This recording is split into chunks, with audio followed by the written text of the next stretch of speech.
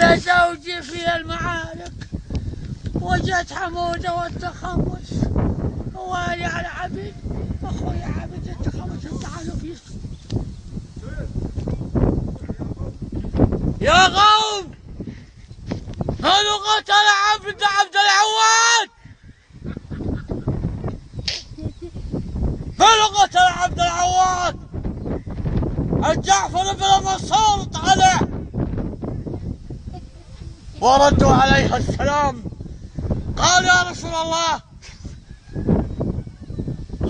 هذا جزاؤه. رسول الله قال العبد هذا جزاءك، وهذا في موتك في اخرته يا جرادة. قال له اخرته يا جرادة إلى ما تنبصينه تاكلين السبل والشوارب يسوون هيك. نوب يا قوم لماذا الشياب استشهدون في حمدان وقيلان وقرد ونسود والمحمرة وسيف سعد وغيرهم من المعارك. النوب يا قوم. أجمعين لماذا قال يا مولاي لماذا تريد حياتي؟ جت العجوز يا مولاي لماذا تقطف حياتي؟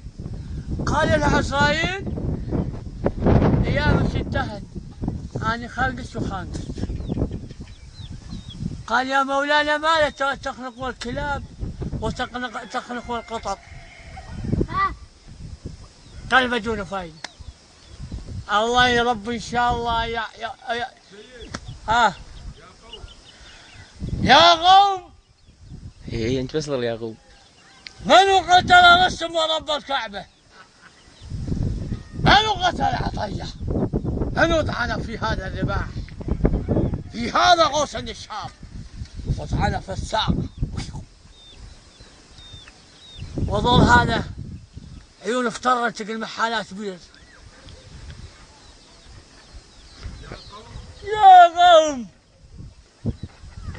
الشياب راحوا إلى رحمة الله، وعم سينا وراح إلى رحمة الله، وأختي الطروفة راحت إلى رحمة الله، الله يرحم عليهم وآجر الله في عظمهم، الله إن شاء الله يدخل أعظامهم الجنة. وهذا شو اسمه؟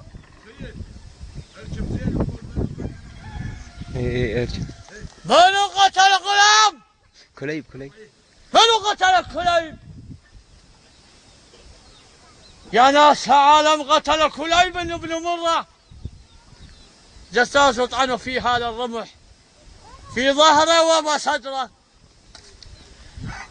يا قوم سوف يأتيه عزرائيل ويقطعه في هذا العجز والجبال. ومختار حصان وسيد